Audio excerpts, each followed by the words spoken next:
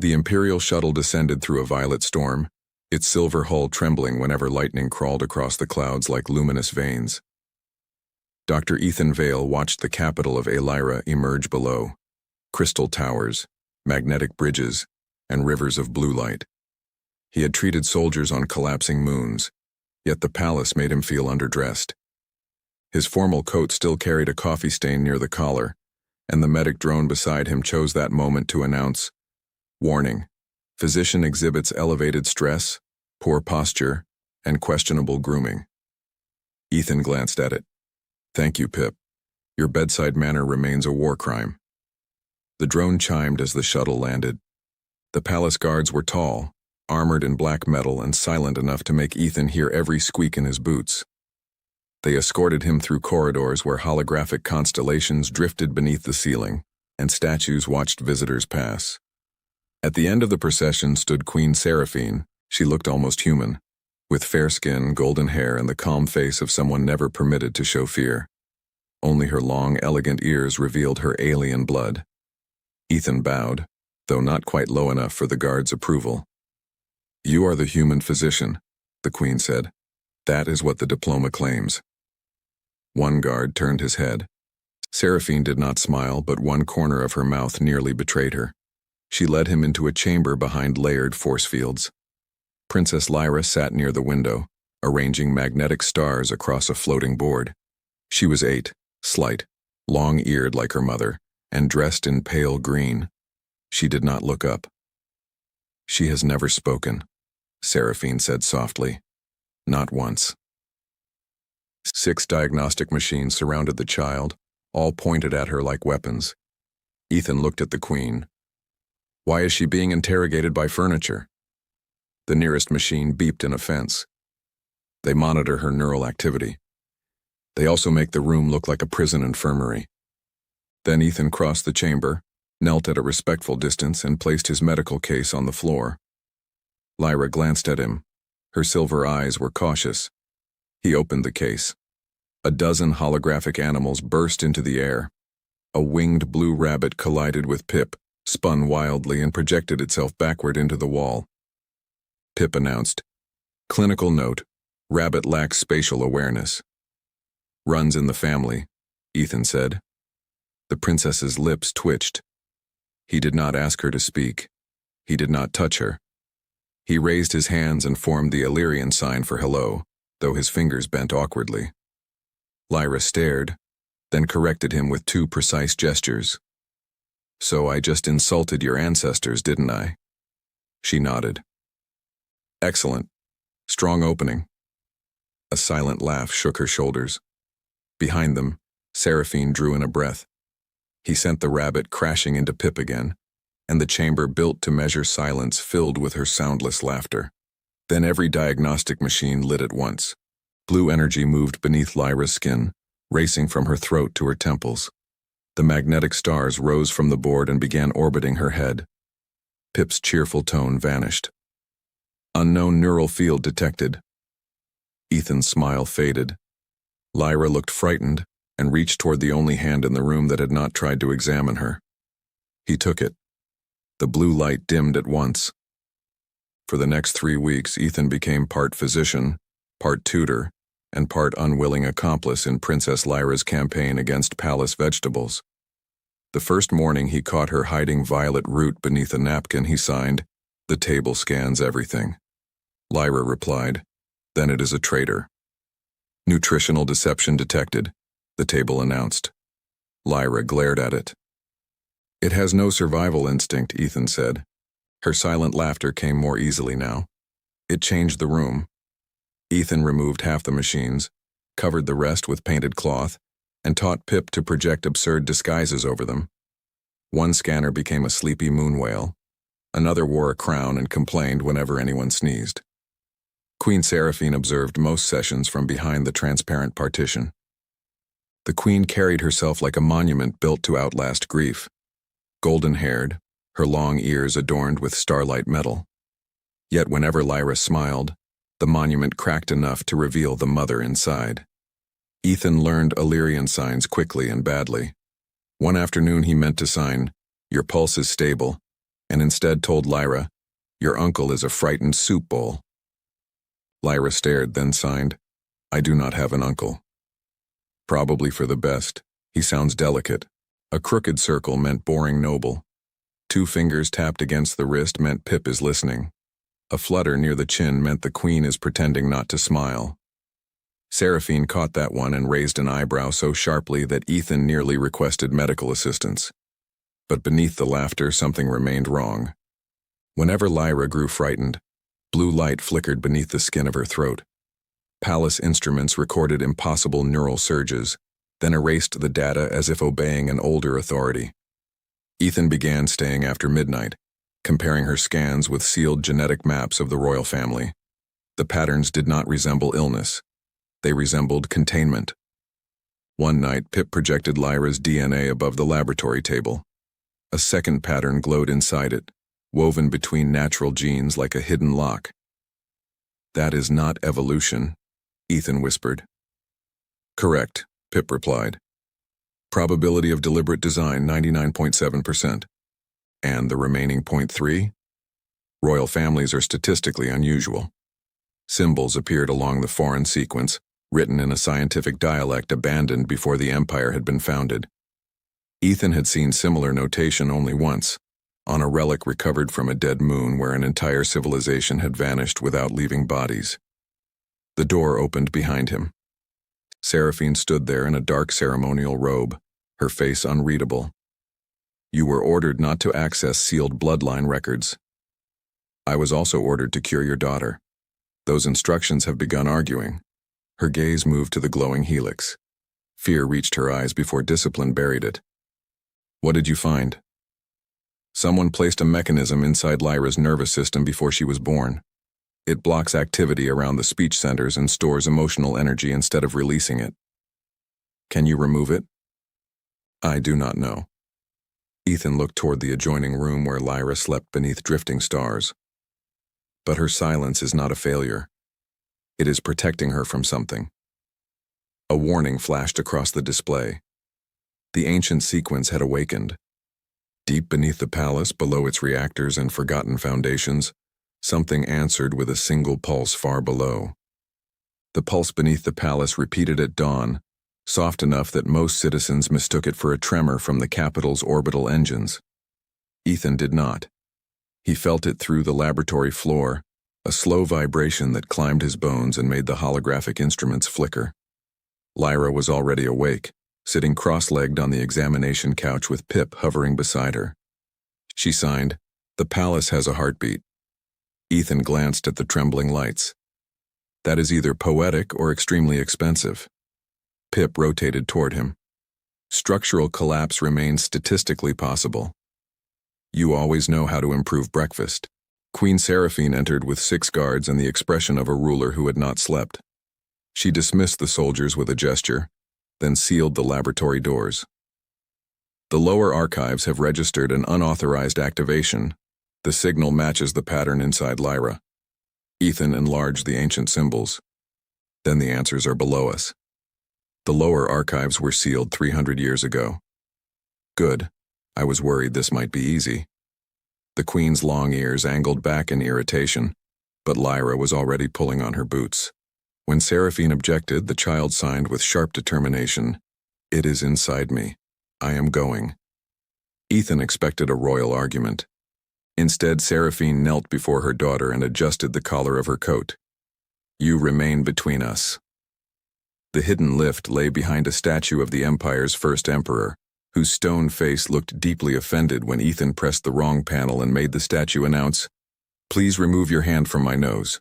Lyra covered her mouth, laughing silently. "I am making diplomatic progress," Ethan said. The lift descended beyond the palace's public foundations, past fusion conduits, gravity anchors, and abandoned defense systems. Dust floated in the shaft like gray snow. When the doors opened, stale air rolled over them, carrying the scent of metal and cold stone. The archive corridor stretched into darkness. Ancient machines lined the walls, their surfaces carved with symbols identical to those in Lyra's blood. Seraphine touched one, and pale blue light awakened beneath her fingers. "My family built nothing like this. she whispered. Maybe your family inherited it, Ethan said. Pip scanned the nearest structure. Material age exceeds 40,000 years. Seraphine stared. The Empire is only 12 centuries old. So someone has been very dishonest about the basement. A metallic shriek echoed behind them. Security drones dropped from the ceiling, black and skeletal, their weapon ports glowing red. Seraphine drew a compact plasma blade. Ethan pulled Lyra behind a column as the first beam burned a line across the floor. Archive preservation seems aggressive, he said. Pip fired a medical sedative dart at a drone. It bounced harmlessly from the armor. Excellent shot, Ethan muttered. I am designed for patience, not murder. The Queen moved with terrifying precision, slicing through one machine while Ethan hacked a wall terminal. Lyra tapped his shoulder, then pointed toward a sequence of symbols pulsing above the door. Her hands moved quickly. They are not attacking randomly. They are protecting that room. Of course they are. Secrets never come with comfortable chairs. He entered the pattern from Lyra's genetic code. Every drone froze in midair. For one hopeful second, Ethan smiled. Then they all turned toward Lyra and lowered themselves to the floor. The sealed door opened. Inside stood a circular chamber filled with suspended memory crystals. At its center floated a small golden sphere wrapped in blue energy. The moment Lyra stepped closer, the sphere projected the image of a long-eared woman wearing a crown unlike Seraphine's. The recording looked directly at the child. If you can see this, the woman said, then the Echo Core has awakened, and the royal line has failed to keep its promise. Seraphine went pale. That is Queen Marith, my ancestor.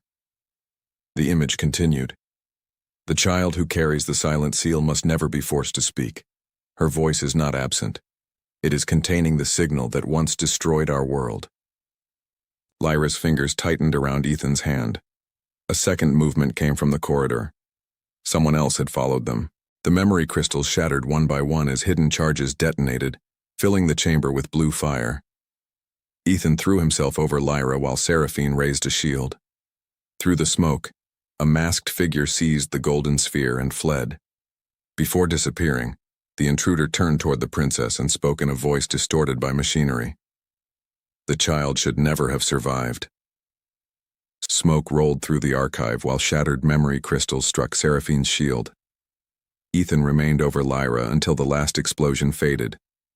When he lifted his head, Pip was wedged upside down in a wall panel. Status? Humiliated, the drone replied. Otherwise functional. Lyra was unharmed but pale. Her hands moved quickly. The masked one knew me. Then we learn who he is before he gets another dramatic entrance. The thief and the golden sphere were gone. By evening, the Royal Council had found an easier solution than searching the capital. Blame Ethan. He stood in the Hall of Moons beneath hovering banners while nobles watched from curved balconies. Their robes shimmered with artificial constellations, making the chamber resemble a judgmental planetarium. Lord Varesh, the Minister of Succession, raised one hand. The human entered forbidden archives, activated ancient weapons, and endangered the air. I also missed lunch, Ethan said. Please include that. Queen Seraphine sat upon the crystal throne, golden hair beneath a narrow crown. Her long ears remained still, although Ethan had learned that the smallest twitch at their tips meant she was furious. Dr. Vale entered with my authorization, she said. Authorization granted after he manipulated the princess's trust. Since his arrival, her instability has worsened. Lyra stood beside Ethan, gripping his sleeve. She began signing, but Varesh deliberately turned away. She cannot address this council. Imperial law recognizes spoken testimony. Ethan stepped forward. Then your law is defective. Gasps moved through the balconies. You insult our traditions. No, I am diagnosing them. He activated his wrist projector. Lyra's neural scans appeared above the floor, blue threads twisting around a dark geometric pattern. This is not instability. Her silence is containment. She is holding back a signal connected to technology older than your empire. Forcing her to speak could kill her and everyone nearby. You expect us to trust human speculation? I expect you to trust evidence. It is less fashionable than prejudice, but generally more useful. Pip chimed approvingly. Varesh pointed toward the doors. Exile him before he poisons the air further. Lyra released Ethan's sleeve and walked into the center of the hall. She raised her hands and signed slowly. He listens when I speak. Most members of the council stared blankly. Seraphine understood. The queen rose. My daughter has testified. Gestures are not testimony, Varesh replied. Seraphine descended the throne steps. Then you have served in this palace for 40 years without learning the language of your future queen. Before Varesh could answer, every banner flickered. The constellations vanished, replaced by the distorted face of the masked intruder. At midnight, the echo core will awaken beneath the capital, the voice announced. When it does, the child's silence will break. A countdown appeared above the throne. 6 hours remained. The projection vanished. Panic erupted. Nobles shouted, guards drew weapons, and one elderly minister fainted backward into a decorative fountain. Ethan glanced at Seraphine. Your government handles emergencies with impressive choreography. Can you stop it? We need the stolen sphere. Lyra tugged his hand and signed, I saw the thief's ring. She shaped a crescent crossed by 3 lines. Seraphine's expression hardened. That is the seal of the Royal Intelligence Director. Across the hall, Varesh quietly stepped backward. Pip rotated toward him. Elevated heart rate detected. Varesh ran. There goes lunch again, Ethan muttered. They chased him through the palace as alarms shook the crystal walls. Varesh reached a private launch chamber and activated a waiting starcraft, but Seraphine sealed the outer doors before it could rise. Trapped, he drew a pulse pistol and aimed directly at Lyra. Ethan moved first. The blast struck his shoulder and spun him onto the floor. Lyra dropped beside him, terror blazing beneath her skin in brilliant blue veins. The chamber trembled. Control panels exploded, gravity failed, and loose machinery began floating around her. Varesh stared as the child slowly opened her mouth. No sound emerged, but the air bent as if something enormous were trying to force its way into the world. Ethan caught her hand and forced a smile through the pain. Not yet, he whispered. We still have time. Lyra looked into his eyes. Her mouth closed. The machinery crashed back to the floor and the storm became still. Varesh did not reach the pistol again. Seraphine crossed the launch chamber in 3 silent steps, struck his wrist aside, and pinned him against the hull of the waiting starcraft with her plasma blade glowing beneath his chin. The intelligence director's silver robes hung crookedly in the failing gravity, destroying whatever dignity he had hoped to preserve. Where is the sphere? The queen asked. Varesh laughed, though the sound trembled. Already beneath the capital, you cannot stop the core now. Ethan sat against a cargo crate while Pip sealed the burn in his shoulder with medical foam. The drone worked with unnecessary enthusiasm. You are enjoying this, Ethan muttered. I rarely have permission to staple you. That is not a staple.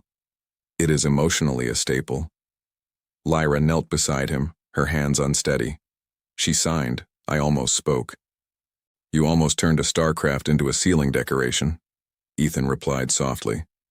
The speaking part was less worrying. Her frightened expression did not change. He raised his good hand.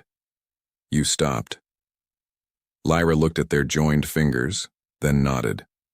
Seraphine searched Varesh's coat and removed a black crystal key. A map unfolded from it, projecting a maze of tunnels beneath the palace.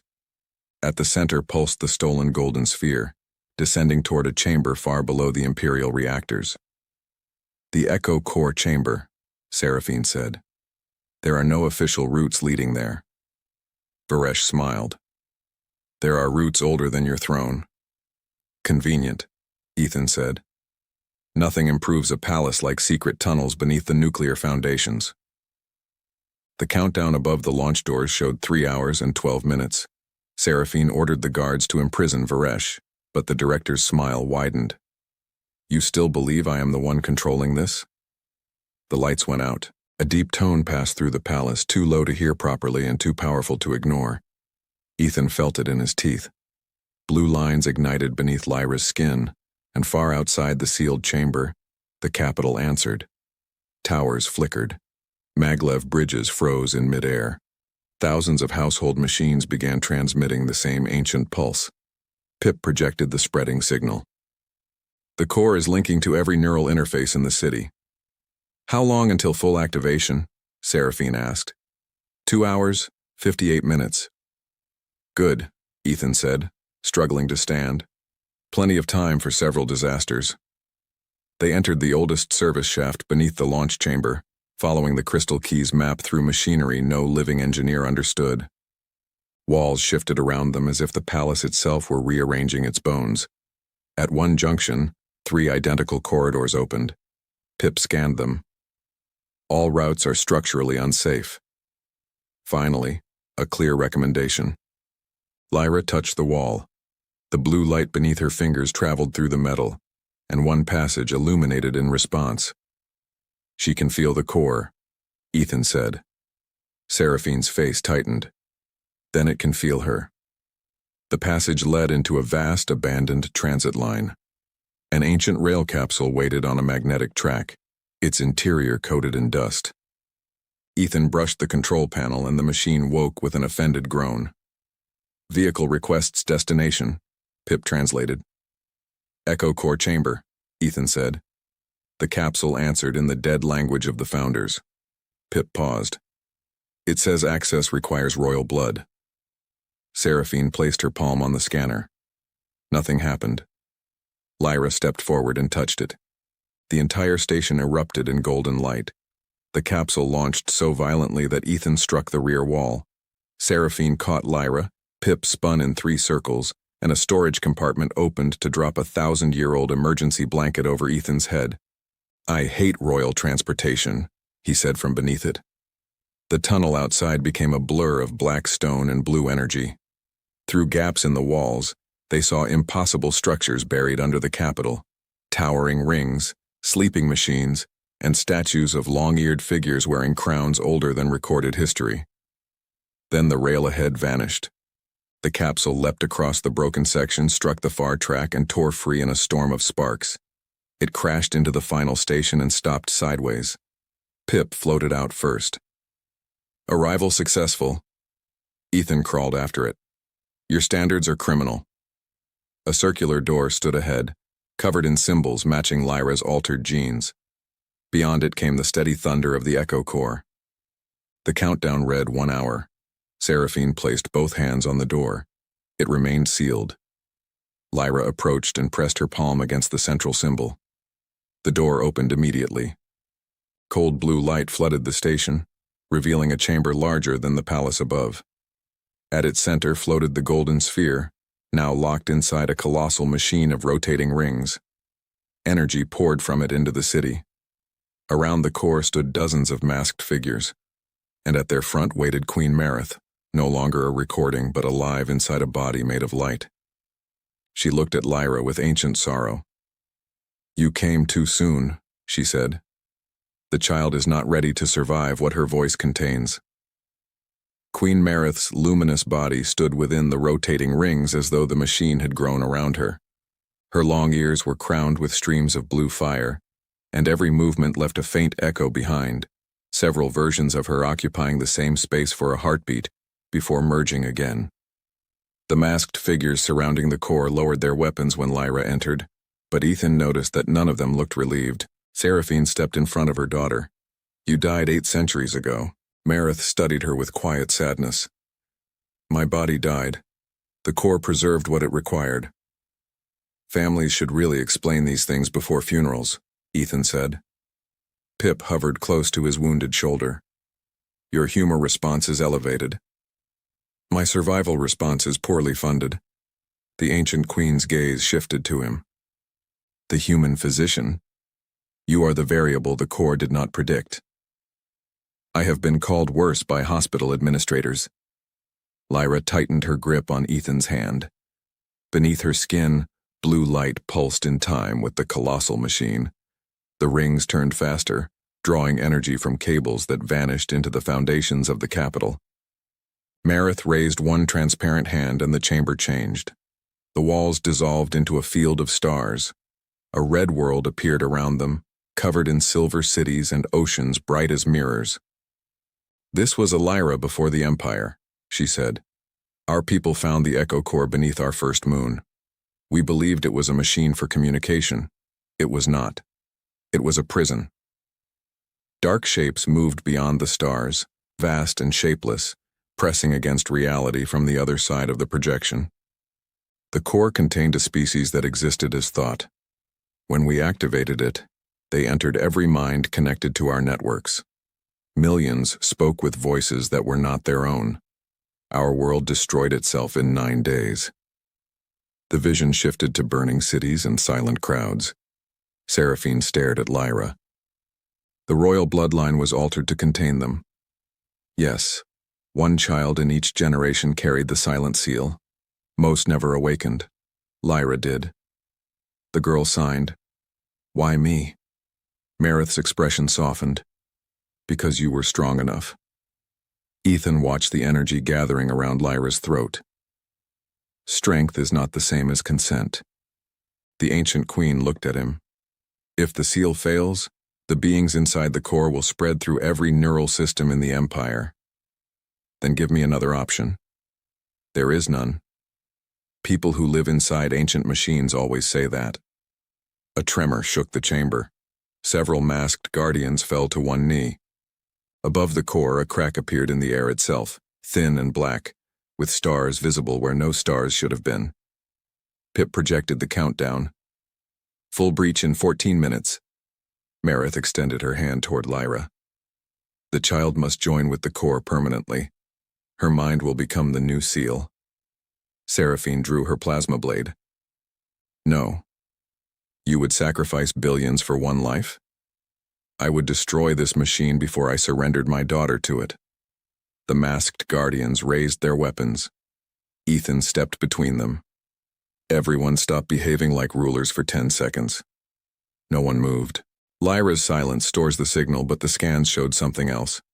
Whenever she trusted someone, the energy stabilized. The core responds to emotional synchronization. Marith's face hardened. A bond cannot contain what destroyed a world. "Not one bond," Ethan said. 3. He looked at Seraphine, then at Lyra. Pip rotated toward him. "Your plan lacks testing." So did the core. Ethan approached the machine and placed his palm against the nearest ring. Pain struck instantly. The chamber vanished, replaced by a storm of alien memories, cities collapsing, voices screaming through thousands of mouths, minds tearing apart under thoughts too large to hold. He nearly fell, but Lyra caught his hand. Seraphine took the other. The core roared. Blue energy climbed their arms, weaving their neural patterns together. Ethan felt Lyra's fear, Seraphine's grief, and beneath both, a vast loneliness that had lived inside the child since birth. The beings beyond the breach pressed closer, whispering through the machine in a language made of hunger. Lyra looked at Ethan. Her hands trembled as she signed, "I am afraid." "So am I," he whispered. Pip is terrified too, though he hides it behind terrible manners. "I do not experience terror," Pip said. "I experience advanced concern." Lyra smiled. The smile changed everything. The energy around her throat softened, no longer fighting to escape. It flowed through their joined hands and spread into the core as warmth rather than force. The rotating rings slowed. The crack above them began to close. Marith stared in disbelief. "The seal is accepting all 3 of you." "No," Ethan said through clenched teeth. "It is accepting that she is not alone." The black lie in space collapsed with a thunderous flash. Every masked guardian fell silent. The golden sphere descended from the machine and hovered before Lyra. The chamber became still. Ethan dropped to one knee, exhausted. Seraphine remained beside him, tears bright in her eyes. Lyra stepped closer. She gently took Ethan's hand in both of hers. Then, with a small, careful movement, she signed a single word. Dad. Ethan forgot the pain, the machine, and the empire waiting above them. Seraphine covered her mouth as the strongest ruler in the galaxy began to cry. The first sound to return after the echo core fell silent was Pip complaining that everyone's vital signs were unacceptable. Ethan remained on one knee, Lyra's small hand still wrapped around his. The single sign she had made seemed larger than the chamber, larger than the palace, larger even than the empire waiting above them. Dad. He had spent years moving from planet to planet, treating strangers and leaving before gratitude could become attachment. He had always believed distance made him useful. Looking into Lyra's silver eyes, he finally understood that distance had only made leaving easier. He signed back with trembling fingers. I am here. Seraphine knelt beside them, no crown upon her head now, only tears on her face. Lyra reached for her mother, pulling the three of them together while blue light drifted through the chamber like quiet snow. Queen Marith watched from within the dimming rings. The core has accepted a new seal, she said. Not blood, not sacrifice. Connection. Ethan looked at her. You could have mentioned that 8 centuries ago. I did not know. That is disappointingly reasonable. A faint smile crossed the ancient queen's face. Her luminous body began breaking apart into streams of golden particles. Seraphine rose. What will happen to you? My purpose is finished. The memories within the core will remain, but I no longer need to guard them. Around the chamber, the masked figures removed their helmets. They were descendants of an order that had protected the secret for generations, obeying instructions they no longer understood. Without Marith's command, they lowered their weapons. Before vanishing, the ancient queen looked at Lyra. Your silence was never weakness. Lyra signed, I know. Then Marith dissolved into light. The core's energy flowed upward through the capital, repairing what it had disrupted. Maglev bridges restarted. Neural networks came back online. Household machines stopped broadcasting ancient warnings, except for 1 million kitchen units that simultaneously announced they had forgotten every recipe involving soup.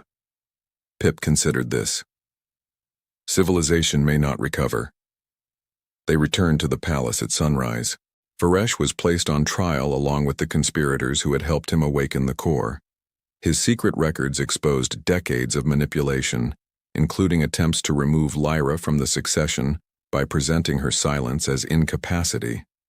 The council expected Seraphine to order his execution.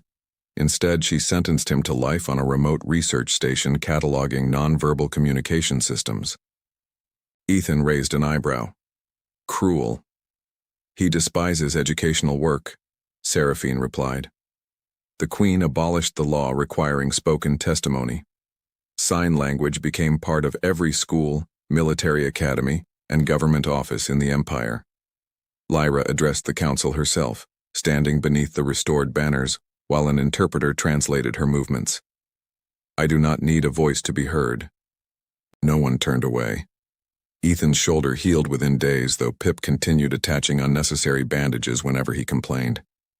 You are medically recovered, the drone said. Emotionally, the prognosis remains chaotic. Thank you, doctor. I outrank you in common sense. When Ethan's original contract ended, a shuttle arrived to take him back to human space. His bags were packed. His departure authorization glowed on the table. For several minutes he stood alone in the guest chamber, staring at the stars beyond the window. The old Ethan would have left quietly. The new one carried his bags to Lyra's room. She sat among floating holographic animals, repairing the blue rabbit that still lacked spatial awareness. When she saw the luggage, her smile vanished. Ethan placed the bags on the floor. I came to tell you I am not going. Her hands moved quickly. Truly. Your mother offered me a permanent position. Lyra narrowed her eyes. And you threatened to sabotage my shuttle. She smiled without denying it. Seraphine appeared at the doorway, golden-haired and long-eared, wearing no armor or ceremonial crown. The sabotage was theoretical. Pip floated past her. The fuel lines disagree. Ethan laughed, then looked at the Queen. What exactly is my permanent position? Seraphine handed him a royal appointment tablet. Physician to the crown, guardian of the silent seal, family of the royal house. He read the final line twice. That last title seems dangerously unofficial. It was Lyra's request. The child took his hand and signed, Dad is official. Months passed. The Echo Core was transformed from a weapon into an archive, its knowledge used carefully under the supervision of scientists from many worlds. Lyra never became a speaker in the way the old physicians had demanded, though sometimes she produced small sounds while laughing. Ethan never pushed her. Her hands remained her true voice, swift and expressive enough to terrify ministers and negotiate peace treaties. One evening, the three of them stood on the palace balcony while starships crossed the dark sky in silver lines. Lyra leaned against Ethan's side. Seraphine stood beside them, close enough that their shoulders touched.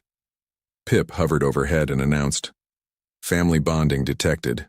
Probability of emotional embarrassment, 98%. Ethan looked at Lyra. She signed, Throw him off the balcony? Tempting. Pip rose several meters. Their laughter followed him into the night, silent and spoken together, and for the first time in his wandering life, Ethan did not feel like a visitor beneath someone else's stars.